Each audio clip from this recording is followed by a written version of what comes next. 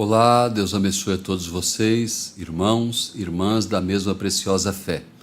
Aqui estamos com alegria em nosso coração, gratidão ao nosso Senhor em poder fazer mais um trabalho, realizar mais um trabalho que apresentamos aqui todas as segundas-feiras e agradecemos a Deus por nos permitir neste dia ter saúde, inspiração e poder usar esta ferramenta, a internet, que com facilidade chegamos em celular, aí na sua sala de estar, talvez alguém viajando, ou seja, onde você estiver, que está conectado através do canal A Voz do Profeta. Nós agradecemos a sua audiência e se você desejar em compartilhar sua audiência, coloque seu nome, a cidade.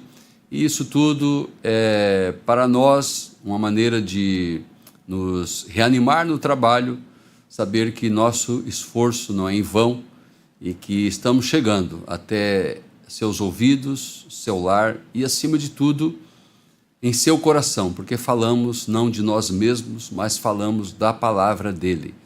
E a palavra dele passa os céus e passa a terra, ela nunca passará. Estamos vivendo em um tempo muito tremendo, um tempo onde, dia após dia, semana após semana, mês após mês, vimos tudo se cumprindo. Vimos o mundo cumprindo cada dia mais aquilo que cabe a eles, de degradação, de guerra e pestes e todo tipo de coisas que o diabo projetou e que está sendo agora manifestado através das pessoas, dos reinos, autoridades, mas, como pregou nosso profeta, tempo de união e sinal, tempo de cumprimento, mas há uma noiva ao redor da terra, cada vez mais se identificando com a palavra de Deus. Esse é um segredo, saber o teu endereço nas Escrituras, saber a tua localização nas Escrituras. João Batista não era uma cana agitada pelo vento. João Batista teve que se virar sozinho lá no deserto. Seus pais foram assassinados e ele, com 9 anos de idade, foi para o deserto e cresceu lá e por 21 anos foi treinado lá nos bastidores do deserto e saiu para uma mensagem de 6 meses para uma nação que sabia as Escrituras de cor e liam e criavam expectativa. Olha, quando o Messias vier, vem um anjo anunciando sua chegada. E outra, o Messias vai vir através de uma virgem. Os pais privavam suas filhas de se casarem para que a promessa fosse cumprida em uma de suas virgens. Mas um dia, realmente, uma virgem que não estava projetando isso. Ao contrário, ela estava desposada, noiva, comprometida com um homem chamado José. E o anjo do Senhor apresentou-se para ela e disse: salve, agraciada do Senhor. E sabemos que, então, veio o Senhor Jesus Cristo, o Messias. E antes disso, certamente, Deus não esqueceu da Escritura que um anjo viria adiante dele. Este anjo preparou o caminho por 6 meses, porque João Batista foi treinado ali no deserto para uma mensagem de 6 meses. Quando chegou aquele que ele anunciou, que ele precursou, quando chegou o precursado, então ele disse: agora convém que ele cresça e que eu diminua. Perguntaram: és tu o Cristo? Antes dele apontar para o Messias, disse: não, negativo. Eu sou a voz do que clama no deserto. Eu sou o amigo do esposo. E o amigo do esposo se alegra muito com a voz do esposo. Seguia ele. Eu vou diminuir. Então, quão importante é reconhecermos nosso lugar nas Escrituras. Qual parte das Escrituras está se cumprindo em minha vida, em nossa vida? Porque não vamos nos satisfazer em ser uma boa igreja da mensagem. em ter um bom grupo de jovens, em ter uma boa música, em ter um excelente corpo de diáconos, pregadores excelentes, se não reconhecermos qual parte, qual porção das Escrituras está se cumprindo hoje. Então nós conseguimos olhar para trás e ver o que Deus cumpriu ali atrás. Quando eu digo atrás, no mensageiro, aquele que manifestou Malaquias 4, Apocalipse 10, Lucas 17, 11. E eu olho para frente e é maravilhoso o que Deus fará no futuro, mas o erro das pessoas foi esquecer, não perceber, achar que Deus não é possível ou suficientemente capaz para cumprir a Escritura no dia. Esse foi o erro fatal de todos. Nós não queremos incorrer nesse erro. Queremos que Deus está cumprindo sua palavra e que nós somos esse cumprimento. Não olhe para você, olhe para as Escrituras. Se Josué e Caleb olhassem para eles, só para eles, eles iam se juntar aos demais que disseram: impossível nós herdar essa terra, nós possuir a terra. Por quê? Seus habitantes são gigantes, as cidades são muradas, nós somos como insetos na presença deles. Josué e Caleb não eram, não, nós temos 2 metros, eu tenho 2 metros e pouco, eu não me vi assim. Não era isso, não tratava-se disso. Mas eles olharam para a palavra e disseram: irmãos, eia irmãos, vamos, possuamos a terra, porque o Senhor nos prometeu, o Senhor nos tirou do Egito, o Senhor nos guiou por esses 40 anos, agora o Senhor tem comissionado o seu servo para que entramos na terra. Bom, eles podiam dizer dessa forma, mas antes mesmo que houvesse essa data, ali em Cades Barneia, houve aquele desânimo no coração dos espias. Depois, então, realmente caminharam 40 anos, mas Josué e Caleb nunca desfaleceram, porque olharam para a promessa. E nós somos estes que olhamos para a promessa. Deus abençoe, e vamos ler a Escritura, vamos orar e colocar nas mãos do Senhor a condução desse trabalho. Querido e amado Deus, tudo colocamos em Tuas mãos, Senhor.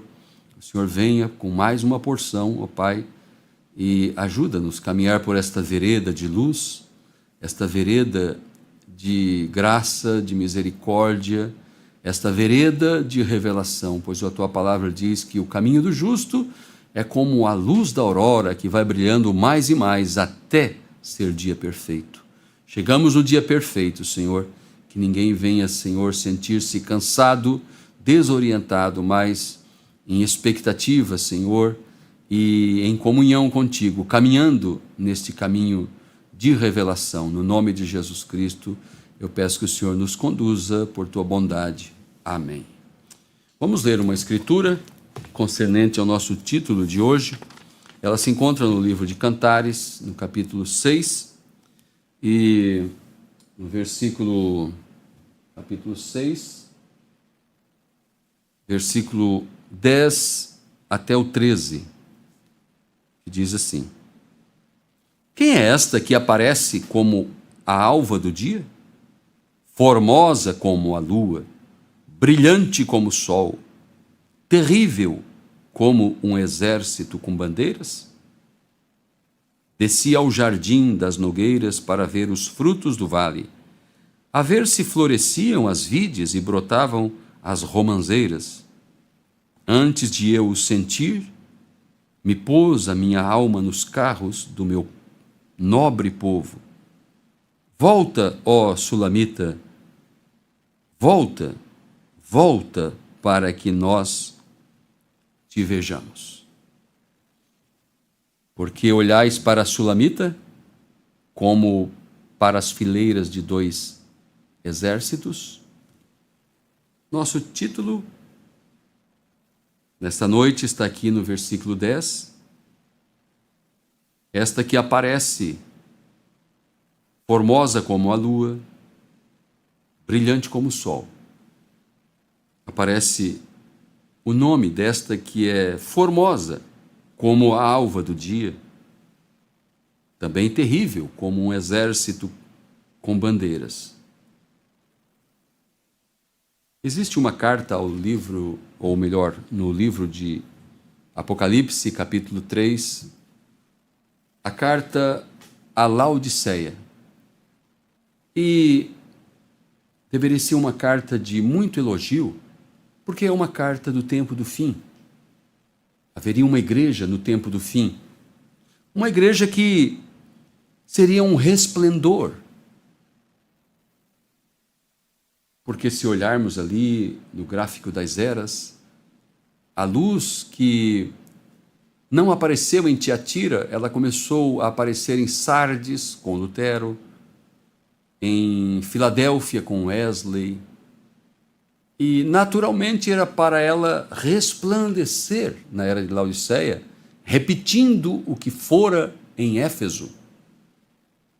Mas ao contrário disso, uma igreja, uma mulher, a Bíblia diz que ela buscou os amantes da terra e cometeu fornicação com os reis da terra, se enredou na política e se afastou da simplicidade da palavra. Aquilo que Paulo anteviu quando escreveu aos Coríntios: suportai-me na minha loucura, se não me falha a memória, Coríntios 15, uma dessas escrituras.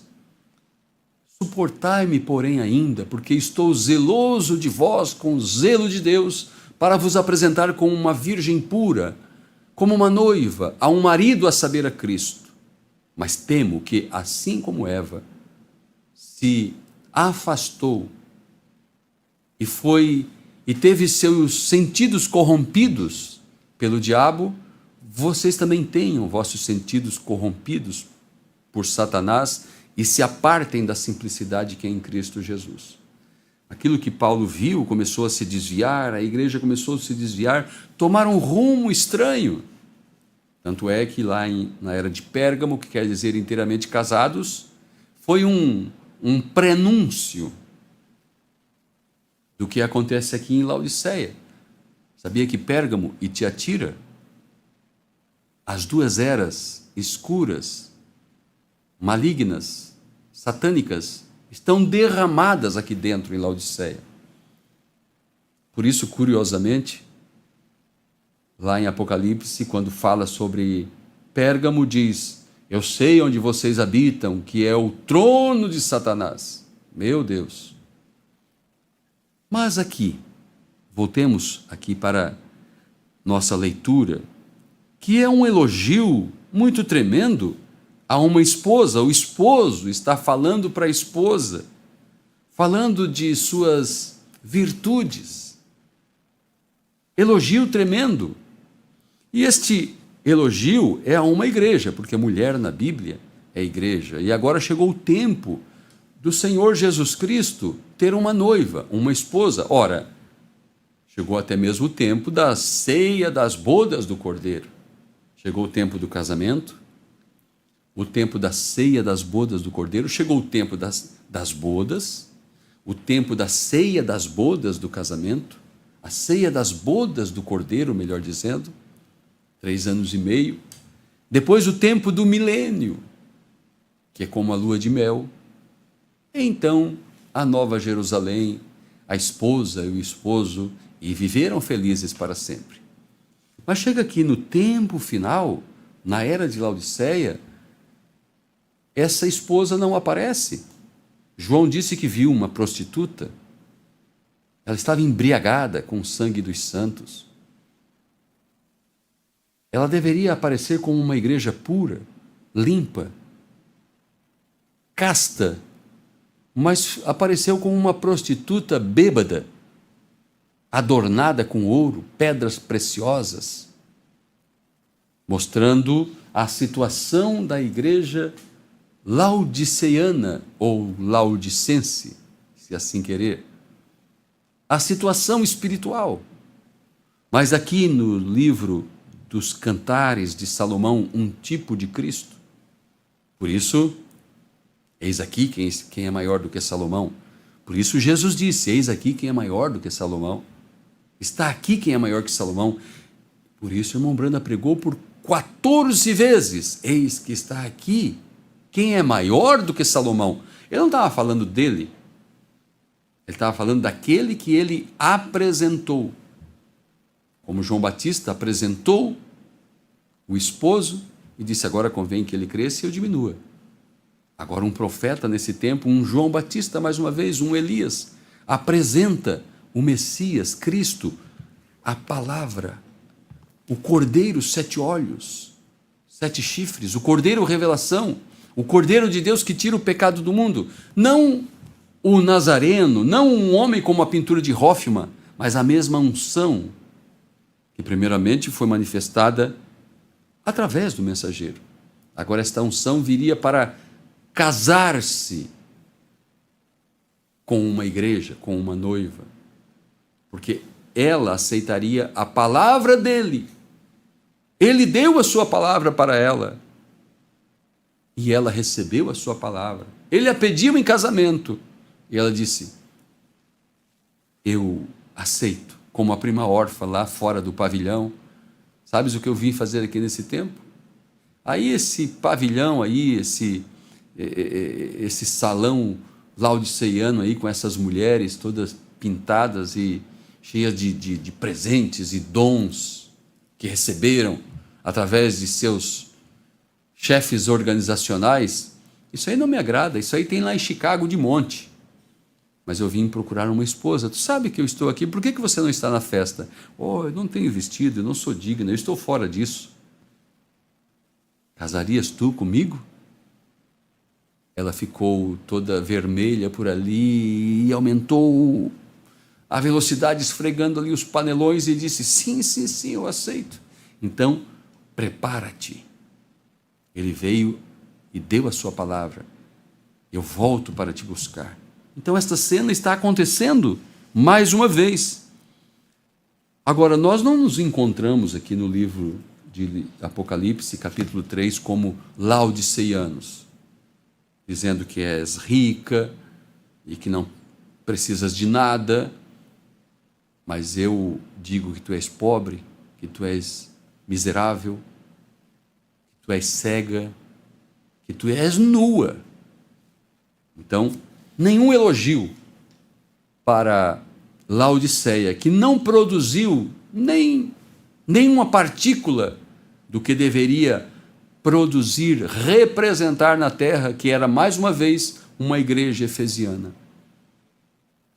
Deus mostrou em visão para o profeta irmão Brana, quando na pré-estreia da noiva, quando passou a igreja efesiana, pura, limpa, naquela cadência, marchando como um exército invencível. Aí foi anunciado como que pelos alto-falantes: aí vem a igreja atual.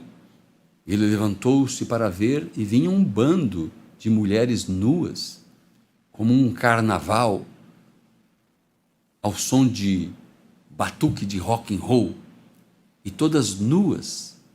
Não dava nem para dizer que eram semi-nuas, porque eram nuas, somente cobrindo a parte frontal, a parte de baixo. O irmão Brando disse, era horrível, era vulgar demais. E estavam representando igrejas e representando uma noiva, mas nunca a noiva de Cristo. Era, na verdade, a noiva do diabo, lideradas por uma bruxa, que era o catolicismo romano e as denominações. O irmão Brando entrou em desespero na visão e disse: Senhor, foi isso que produziu todos os anos de pregação, de esforço. De repente, ouviu-se a música efesiana mais uma vez. A noiva passou, aí sim, estavam bem vestidas, estavam ricamente vestidas, como representando nações. Por que eu estou falando isso? Porque aqui no versículo 13 nós fizemos leitura: volta, volta, ó Sulamita. Sulamita é um nome gentil, é uma igreja gentia. Volta, ó igreja efesiana. volta àquela pureza, volta àquele nível de revelação, volta àquela rendição, volta àquela aceitação pela palavra do mensageiro do dia. Foram os efesianos que, quando chegaram aqueles medalhões lá da igreja de Jerusalém, que já era uma igreja que havia voltado à prática das leis, depois da morte dos apóstolos, se enredaram mais uma vez com as leis e guardaram as datas e as luas novas, e carne de porco não podia comer isso, não podia comer aquilo, voltaram às leis, e Paulo escreveu em sua carta aos Gálatas: ó insensatos Gálatas, quem vos seduziu? Então tinha alguém seduzindo os crentes a voltar. De onde saíram? Mas, quando bateram na porta dos efesianos, ali em Apocalipse fala, Deus elogiando os efesianos: vocês puseram à prova aqueles que se diziam apóstolos e os acharam mentirosos. O irmão Branham diz no livro das Eras, eles olharam bem dentro do olho deles e disseram: isso que vocês estão pregando para nós, sobre lei e sobre o respeito que tem que ter pelas leis judaicas e outras coisas, não foi isso que o mensageiro ensinou. Não foi isso que ele ensinou, nós voltar para as práticas de onde saímos. Por isso aqui tem um clamor por parte do esposo: volta, ó igreja efesiana, volta, ó sulamita, volta, para que nós te vejamos. O rei Assuero, um tipo de Cristo, quando os judeus estavam ainda lá no reino babilônico, e agora os medos persas haviam tomado o reino, não era mais os caldeus, mas eram os medos persas que haviam invadido a Babilônia. Então eles, às vezes era um rei persa, às vezes era um rei da Média, e eles, o povo estavam ainda na fortaleza de Suzã, e havia o rei Assuero. E a história de Vasti, a esposa do rei Assuero, alguém que havia sido escolhida para ser a rainha ali, estar ao lado do rei. A Bíblia fala que ela era muito formosa, e o rei deu uma festa para todos os convidados, e ele ofereceu muito vinho, que fala da revelação, e mostrou os seus tesouros, e muitas apresentações. E lá no 7º dia, o rei queria que a esposa, Vasti, fosse apresentada. Ele, cheio de orgulho: vocês precisam ver, a minha esposa é a minha coroa, olha, é a mulher mais linda do país. E ele mandou que chamasse, que viesse Vasti, que se apresentasse. E os mensageiros foram: o rei quer te ver. E aqui diz: venha, sulamita, venha para que nós te vejamos. Era tempo de aparecer em cena a esposa, não uma denominação, não, mas uma que era a esposa que o rei poderia elogiar, que ela seria a coroa do rei. Mas Vasti disse: não, digo para o rei que eu não posso ir, eu tenho aqui as minhas programações, eu estou aqui com as primeiras damas de vários países. A Bíblia diz, ela tinha as suas programações, e rejeitou se assentar, se pôr ao lado do rei. O rei se enfureceu, vocês conhecem a história. Então o rei se desfez daquela mulher, ela continuou cheia de dons. O rei não mandou tirar os dons, só que nunca mais ela veio na presença do rei, nunca mais se assentou como rainha do lado do rei. O rei agora saiu procurando uma esposa. Aparece Esther, a rainha, a escolhida, assim como Laodiceia era aquela que deveria se assentar, brilhar. Mas o que acontece aqui em Apocalipse? Brilhou? Não, escureceu, tanto que o irmão Branda diz no livro das Eras. Ele diz em alguma mensagem sobre, também no livro das Eras, que quando ele pregou sobre as eras, havia um pouquinho de luz ali. Mas quando Deus mostrou nos céus aquele eclipse, não havia mais luz nenhuma na era de Laodiceia. Quando a lua mostrou aqueles movimentos, um tanto de luz, e depois menos de luz, mais trevas, até que chegou na era de Laodiceia, quando Deus mostrou nos céus, não tinha mais luz nenhuma. A condição espiritual. Mas apareceria uma Esther, apareceria uma, bela como a alva do dia, formosa como a lua, brilhante como o sol, terrível como um exército com bandeiras. O irmão Branda, quando foi pregar as eras aqui, exatamente na era de Pérgamo, porque Pérgamo antecede aquilo que acontece de forma cabal, literal, em Laodiceia, assim como Tiatira. Mas aqui na era de Pérgamo, o irmão Branda conta, exatamente foi colocado aqui, na era de Pérgamo, está em letras, a forma itálico, sabe, as letrinhas viradinhas, porque este é o livro que o irmão Branda chamou de o meu livro. Disse assim, o meu livro está para sair. Então, o irmão Branda está falando aqui, por exemplo, eu me pergunto se estamos suficientemente impressionados com a palavra em nosso meio. É ele falando. Agora, quando chega aqui, uma noite, quando eu estava estudando a palavra, o Espírito Santo disse, pega a tua caneta e escreva. É algo que tem a ver com o esposo e a esposa, porque ali na era de Laodiceia não existe elogio nenhum elogio.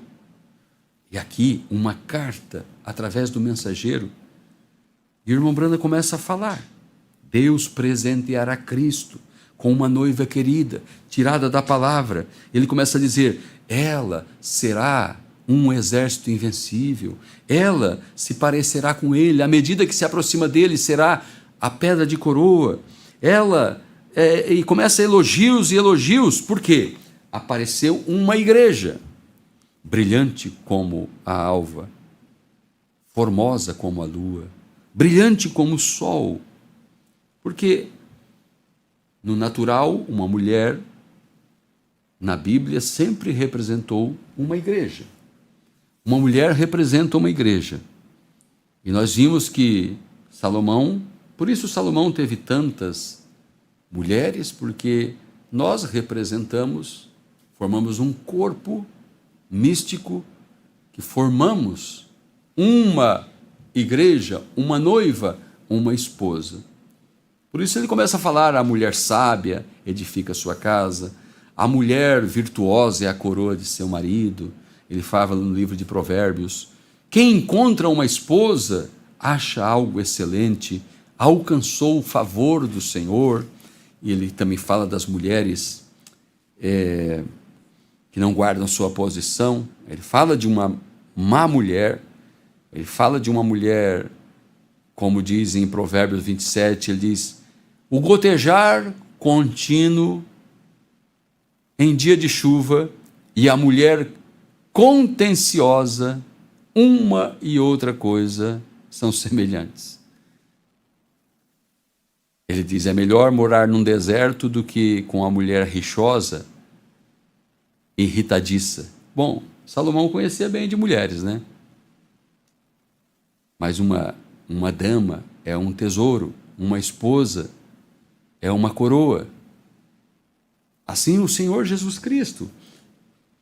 As pessoas pedem e pedem e pedem nessas denominações e pedem, e Senhor faz isso, o Senhor faz aquilo, tratam o Senhor Jesus Cristo como um guri, tratam como um serviçal, vai lá e faz isso e faz aquilo, não se aproxima com reverência, como ouvimos ontem aqui no culto, pastor Ezequias, não se aproxima com respeito, como a Bíblia diz que uma esposa deve reverenciar o marido, e o marido, por sua vez, deve amar a sua mulher como a si mesmo. Quem maltrata seu próprio corpo? Assim deve um esposo tratar bem sua esposa. Então nós vimos, irmãos, que isso aqui não é outra coisa senão uma revelação para este tempo. Como que a esposa vem falando para seu amado e o amado vem falando para sua esposa. Ele diz: desci ao jardim das nogueiras para ver os frutos do vale e ver se floresciam as vides e brotavam as romanzeiras. Antes de eu o sentir, me pôs a minha alma nos carros do meu nobre povo. Volta, ó Sulamita, volta para que nós te vejamos. Por que olhais para a Sulamita como para fileiras de 2 exércitos? Escreve aí, William Branham, diga para ela que ela é uma igreja, uma super igreja, uma super raça, um exército invencível. Por quê? Porque ela aceitou a palavra dele, aceitou a vida dele, e agora ela manifesta as escrituras cabíveis para seu dia e se torna esse exército invencível, aquela igreja que foi estabelecida na revelação de Jesus Cristo. Aqui em Eclesiastes capítulo 7, livro de Eclesiastes, também de Salomão, o livro do pregador, capítulo 7, versículo 26, nós lemos assim: eu achei uma coisa mais amarga do que a morte, a mulher cujo coração são redes e laços, e cujas mãos são ataduras. Quem for bom diante de Deus escapará dela, mas o pecador virá a ser preso por ela. Vedes aqui isto, achei, diz o pregador, conferindo uma coisa com a outra, para achar a razão delas, a qual ainda busca a minha alma, porém ainda não a achei. Um homem entre 1000 achei eu, mas uma mulher entre todas estas não achei. O irmão Branham entrou em desespero, porque ele começou a reconhecer o seu lugar nas Escrituras. Bom, antes de falar do irmão Branham, eu quero falar de Paulo, que eu já falei, que Paulo queria fazer esse casamento, mas ele começou a temer. Ele disse assim: eu sei que depois da minha partida virá lobos e levarão o rebanho após si, e assim como Eva teve seus sentidos corrompidos, temo que vocês também tenham vossos sentidos corrompidos. E aquilo que Paulo anteviu, sendo profeta, logo depois a seguinte era, já era a era de Esmirna, já havia 2 sementes no seio, no meio da igreja. E depois em Pérgamo, já a grande maioria dos cristãos, assim chamados, casaram-se com a política, casaram com o Estado. Então teve o concílio de Nicéia, e depois em Tiatira ficou uma escuridão terrível, e depois Deus vem reerguendo, trazendo de volta as coisas, a justificação, a santificação.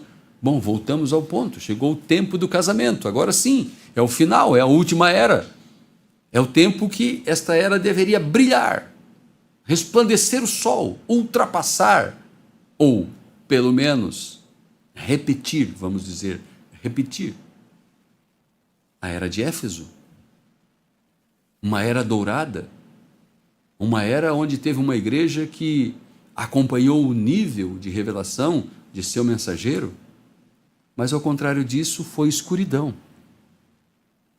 Então, assim como o rei Assuero despediu a rainha Vaste e buscou a pequenina Esther, nesse tempo Deus enviou um mensageiro para encontrar uma noiva. O irmão Branham olhava para um lado, olhava para o outro, eram batistas, presbiterianos, pentecostais. Não havia pureza, não havia integridade, não havia revelação, não havia posicionamento. Ele diz: eu estou há 30 anos pregando para as mulheres parar de cortar o cabelo. Elas continuam. Ensina-nos, irmão Branham, sobre visões. Ensina-nos, irmão Branham, a receber dons de Deus. Ele dizia: como vou ensinar álgebra para quem não conhece ainda o seu ABC? Eram meninas, meninos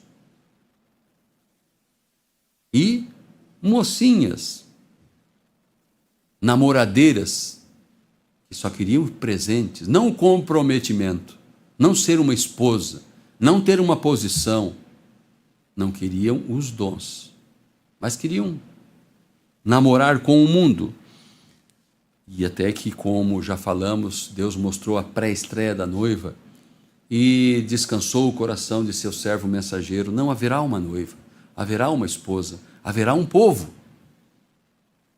Aqui Salomão começa a dizer sobre uma mulher, sobre uma igreja, coisa amarga, laços de morte, falando também para uma denominação, para uma igreja, para um sistema. Um homem entre 1000 achei eu, mas uma mulher entre todas estas não achei. Não havia uma igreja que o mensageiro pudesse dizer: esta é a noiva de Cristo. Todas estavam contaminadas. Espíritos trinitários, comprometimento com o mundo, amor e apego ao dinheiro, comprometimento com a política. Queriam os sinais, mas não queriam o casamento. Até que Deus mostrou que haveria realmente esta noiva retirada de todas as nações. Por isso, lemos aqui então agora no 147 do livro das Eras, como isso é maravilhoso. 147 do livro das Eras, aqui na página 147, na era de Pérgamo. Nestes últimos dias, a verdadeira igreja noiva, a semente de Cristo, chegará à pedra de cabeça, e ela será a super igreja, uma super raça, à medida que se aproxima dele. Na noiva eles serão tão semelhantes a ele, que até mesmo serão a sua própria imagem. Isto acontece para que sejam unificados com ele. Eles serão um, eles serão a própria manifestação da palavra do Deus vivo. As denominações, a semente errada, não podem produzir isto. Elas produzirão seus credos e seus dogmas misturados com a palavra. Esta mestiçagem dá origem a um produto híbrido. Aqui na página 329, ainda falando então sobre esta que é brilhante como o sol. Em Apocalipse 12, ela parece uma mulher vestida do sol. O que é o sol? O sol é a palavra. Porque quando Laodiceia rejeitou e preferiu ficar nos porões escuros, mesmo que o sol brilhou, mas eles não querem nada com a luz. Assim como Jesus, quando veio, ele era a luz, e ele manifestou a luz, mas amaram mais as trevas do que a luz. Por quê? São João 1. Porque a luz manifestou as suas más obras. Um homem que tem má intenção, ele não quer ficar numa luz. Se você quer proteger sua casa, na lateral, nos fundos, na frente, você coloca um refletor forte. Bandido não gosta da luz. Ele quer ficar nos escuros, praticando suas más obras. Quem sabe quer atacar uma filha daquele dono de casa, aquele homem, pai de família. Ele quer que todos vá dormir para que ele arrombe a porta. Mas Deus brilhou com a sua luz. Não somente uma luz, que foi uma fraca luz como durante as eras, mas ele veio com um sol. Por isso o irmão Branda pregou, é o nascer do sol. Por isso ele pregou, Shalom, bom dia igreja, o novo dia tem chegado. Agora esta luz, nós recebendo essa luz, nos tornamos a própria luz. Ande na luz, caminhe na luz e te tornarás a luz. É um hino que cantamos, né? Vamos aqui no 329 do livro das Eras. 329, vamos ver o que o Espírito tem para nós aqui. Uma vez mais, Deus revelará a verdade como ele fez com Paulo. Nos dias do sétimo mensageiro, nos dias da era de Laodiceia, Seu mensageiro revelará os mistérios de Deus, como foram revelados a Paulo. Ele falará abertamente, e os que receberem esse profeta em seu próprio nome receberão os efeitos benéficos do ministério desse profeta. E aqueles que o ouvirem serão abençoados e se tornarão parte dessa noiva do último dia, que é mencionada em Apocalipse 22:17. O Espírito e a esposa dizem: vem. O grão de trigo, o trigo noiva, que caiu na terra em Niceia, voltou ao grão, palavra original, novamente. Louvado seja Deus para sempre. Sim, ouça o profeta de Deus autenticado, que aparece nesta última era. O que ele disser da parte de Deus, a noiva dirá. O Espírito e o profeta e a noiva estarão dizendo a mesma coisa. E o que eles disserem já terá sido dito na palavra. Eles estão dizendo agora: sai do meio dela e apartai-vos. Eles, então nós vimos claramente pela Escritura, pela mensagem, que existe um ministério que continua a falar. Esse ministério é um ministério da noiva. São aqueles que ouviram a voz de Cristo através do mensageiro e continuam a falar. Porque a noiva, disse o irmão Brana, é a voz final para a era final. É isso o que o Espírito disse, o que o profeta disse, a noiva dirá a mesma coisa. É isso que estamos falando. Por isso a Escritura já disse aqui na forma de cânticos, de maneira tão romântica: volta, ó Sulamita, volta, ó igreja efesiana, que encheu o meu coração de amor, que aqueceu o meu coração, que foi fiel à palavra. Onde que está? Eu não encontro, entre as mulheres não encontro uma mulher, somente namoradeiras, pretensiosas, amantes do mundo, praticantes de maldade, fornicaram com os reis da terra. É isso que a Escritura diz, de alguém que estava suposto a ser, ou supostos a serem a igreja de Cristo.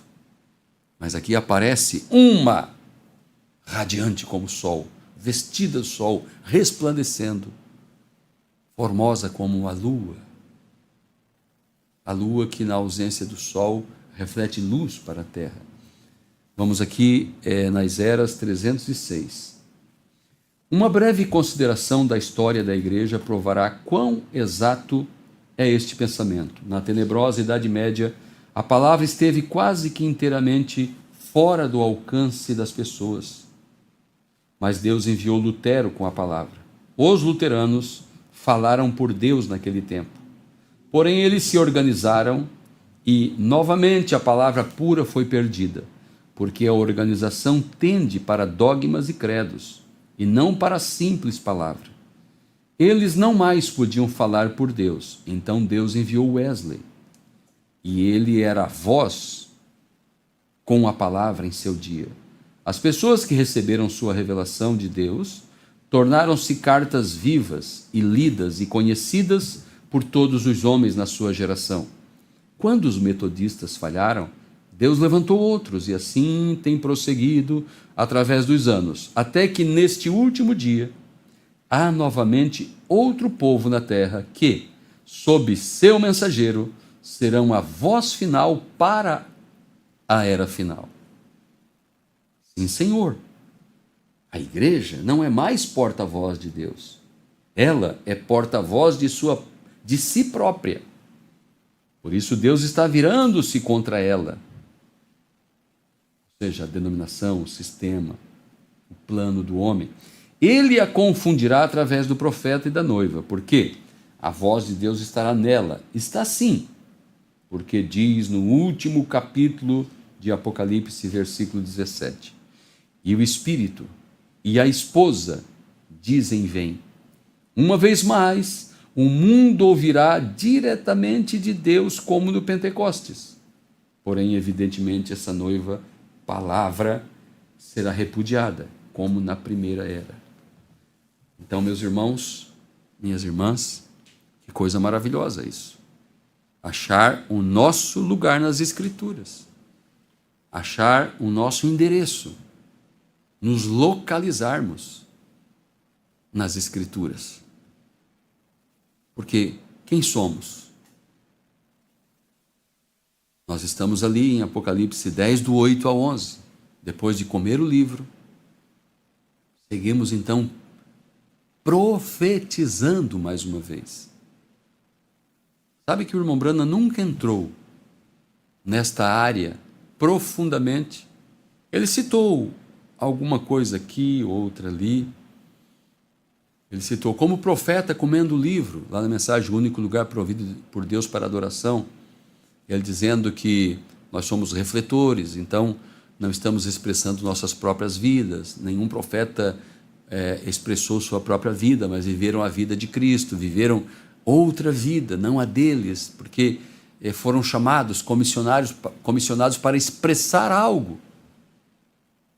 Então ele está dizendo, como o profeta, comendo o livro e profetizando, como o profeta, comendo o rolo, falando de Ezequiel, como este rolo, Ezequiel, enche tua boca, teu ventre com estas palavras e vai à casa de Israel e profetiza. Então o irmão Branham falou algumas coisas assim, mas ele nunca expressou isso em lugar nenhum.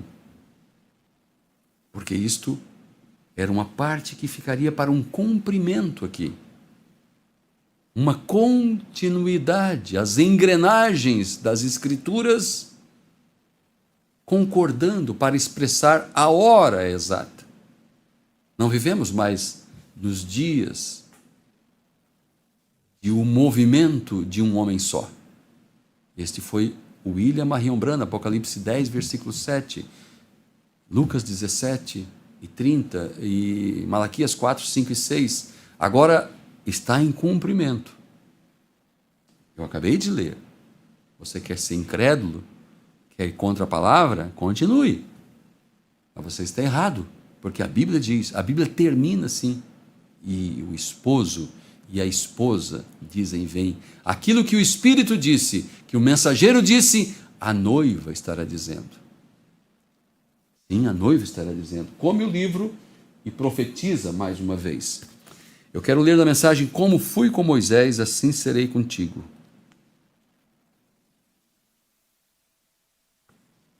No parágrafo 40 em diante. 40 em diante. Deus pôde pôr o seu espírito inteiro, Deus pode pôr o seu espírito inteiro sobre um homem, se ele quiser. Ou ele o pode espalhar entre milhares, se quiser. Um dia ele pôs todo o seu espírito sobre um homem chamado Jesus. Agora ele o tem espalhado por suas igrejas por toda parte. Deus mantém sua comissão. Agora Josué, o novo guerreiro, só restaram 2, então, que tinham saído da terra prometida. E esses foram Josué e Calebe. Agora Josué, o novo comandante, para guiar um exército. O segundo para o lugar onde um grande homem como Moisés parou. Não foi uma tarefa pequena. Antes que a tua mente vá para alguma direção, deixa eu te falar. O irmão Branham, ele é parte da noiva. Então o irmão Branham, ele foi Moisés e ele também foi Josué. Uma parte de seu ministério foi Moisés, uma parte do seu ministério foi Josué. Mas mantenha o teu 5G ligado aí, viu? Eu penso num ministro. Agora, Josué é um novo comandante para guiar um exército, o segundo para o lugar onde um grande homem como Moisés parou. Não foi uma tarefa pequena. E eu penso num ministro hoje, que é chamado por Deus para pisar nas pegadas onde Jesus parou. Que ordem, que comissão! Mas cada um que é chamado de Deus é comissionado para parar no mesmo lugar. Eu serei convosco, até mesmo em vós, até o fim do caminho. Cada ministro é chamado para parar onde ele pararia. As obras que eu faço, vós também as fareis. Cada ministro é ordenado de Deus. É mandado parar nas pegadas de Jesus Cristo e cumprir os deveres que Jesus cumpriu. Isso é uma verdadeira ordem. E como devia ter sentido quando Josué, parado ali naquela manhã, falando com Deus, ele disse: eu não te deixarei, e como fui com Moisés, assim serei contigo. O irmão Brando está pregando essa mensagem quando ele viu a mudança em seu ministério, de curas e sinais para algo maior. Mas continuemos lendo aqui. E como fui com Moisés, assim serei contigo. Ninguém te resistirá todos os dias da tua vida. Eu destruirei, espalharei, eu limparei o caminho. Então somente sê forte e muito corajoso. Não te espantes. Isso é, preocupes, não temas, eu estou contigo e te ajudarei em tudo. Que comissão para ser dada a este novo homem chamado Josué. Agora, há muitos tipos aqui em que poderíamos entrar, mas vamos passar alguns. Por exemplo, como Moisés, foi a era da igreja que os trouxe ao Sinai, a teologia deles, de ontem à noite. A Moisés, quer dizer, o irmão Branco tinha pregado algo ontem à noite. A Moisés não foi permitido levar os filhos de Israel à terra prometida, porque ele tinha falhado. E a organização da igreja, a denominação, tem falhado. O irmão Branco mudou o prisma um pouquinho aqui. Continue. Elas não levarão a igreja do outro lado. Deus levantará um sistema novo, um sistema interdenominacional, pelo poder de Deus, o qual levará a igreja à terra prometida. Organizações e denominações a têm sujado, cada uma após a própria teologia, cada uma após o próprio modo de pensar. Mas Deus tomará seu Espírito Santo e levantará seus Josués. Mas Deus tomará seu Espírito Santo e levantará seus Josués, que levarão a igreja à promessa, sem ligações denominacionais, ligadas em parte alguma, mas levarão sua igreja ao outro lado. É bastante forte. Dá desejo de dizer assim: Senhor, não, Senhor. Nós conhecemos quem foi o William Branham. Senhor, não dá para trazer o irmão Branham de volta, não? Olha a hora que nós estamos. Olha o tempo que nós estamos. O que vamos fazer? Josué e Caleb foram aqueles que entraram na terra da promessa porque creram no mesmo Deus que tirou eles do Egito. Eu quero ler uma escritura que você conhece muito, mas vamos ler com atenção. Efésios capítulo 4. Você concorda que Jesus Cristo é o mesmo ontem, hoje e eternamente? Ou ele é só ontem e será eternamente? E hoje? Ele é o mesmo ontem e hoje e eternamente. Então, se ele é o mesmo, ele não pode mudar. Ele tem um padrão, ele tem um programa, ele tem um sistema. Eu li ali. Ele tem uma maneira de agir. Muda Deus seu parecer acerca de sua palavra? Essa foi uma chave que o irmão Branham nos deu a respeito da palavra. Deus não muda. O que ele fez no passado, se ele vai repetir hoje, ele faz aquilo, porque quando ele fez no passado, aquilo era perfeito. Mesmo que ele não expressou tudo, ele não traz uma nova revelação. Ele pode acrescentar mais luz ou levar seus filhos mais perto para ver mais detalhes. Mas ele sempre agiu da mesma forma. Efésios capítulo 4, versículos do 11 ao 15.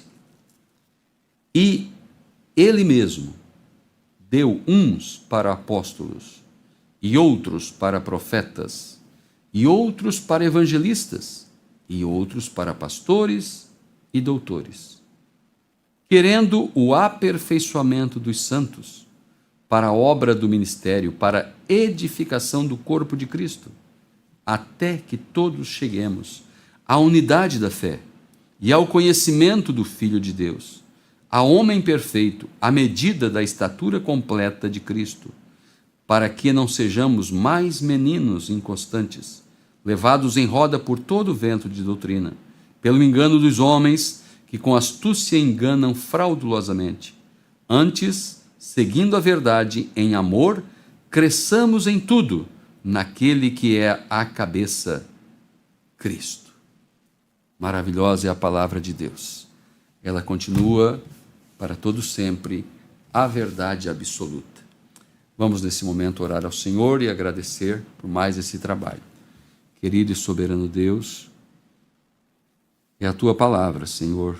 Tua palavra passa os céus e a terra, ela nunca passa. E nos esforçamos um pouquinho nesta noite para mostrar, Senhor, um quadro, um prisma, ó Deus. Assim como, Senhor, os pastores do Velho Testamento passavam mel na rocha, e ali na rocha havia calcário, cálcio para as ovelhas, e elas iam lá e lambiam o mel, mas ingeriam, Senhor, aqueles nutrientes, aquelas vitaminas, aqueles minerais. Assim eu tentei espalhar um pouco de mel na rocha hoje, Senhor. Eu espero que algumas ovelhas vieram lamber este mel. Quando lemos ali, Senhor, sobre cantares e aquele romantismo todo, Senhor, sabemos que aquilo reflete algo grande. Sim, Senhor, o amor entre o Senhor e a tua esposa, Pai, o qual o Senhor tem confiado, ao qual o Senhor tem dado a sua palavra, ao qual o Senhor tem enviado um mensageiro, Senhor, nesse dia final, e tem nos enviado dons, presentes e nos convidado a seguir este mensageiro até que ele nos apresentou ao nosso marido, o Isaac de hoje. Graça te damos, Senhor, por tua palavra, pela revelação, pelo entendimento, Senhor. Pai bendito, não foi um estudo, foi, Deus bendito, uma chamada de atenção para que possamos olhar, Senhor, com mais relevância, Senhor, com mais observação, Senhor, para as Escrituras. Deus bendito, ajuda cada um, Senhor, que possamos olhar sempre para Ti, que és o autor e consumador da nossa fé, que é o nosso curador, o nosso ajudador. Pai bendito, Te amamos, Senhor, reverenciamos a Tua palavra, Senhor, Te adoramos em espírito e em verdade, sabendo que o Senhor disse que procuraria os tais que Te adorariam em espírito e em verdade. Aqui estamos nós, Senhor, cumpra em nós aquilo que está proposto em Tua palavra para ser cumprido neste tempo. Ajuda cada verdadeiro irmão, irmã, ministro, e que possamos crescer em Ti, Senhor, até chegarmos à plenitude da pedra de coroa. Graças a Ti, Senhor, no nome de Jesus Cristo. Amém. Deus abençoe, até o nosso próximo trabalho. Um grande shalom. Amém.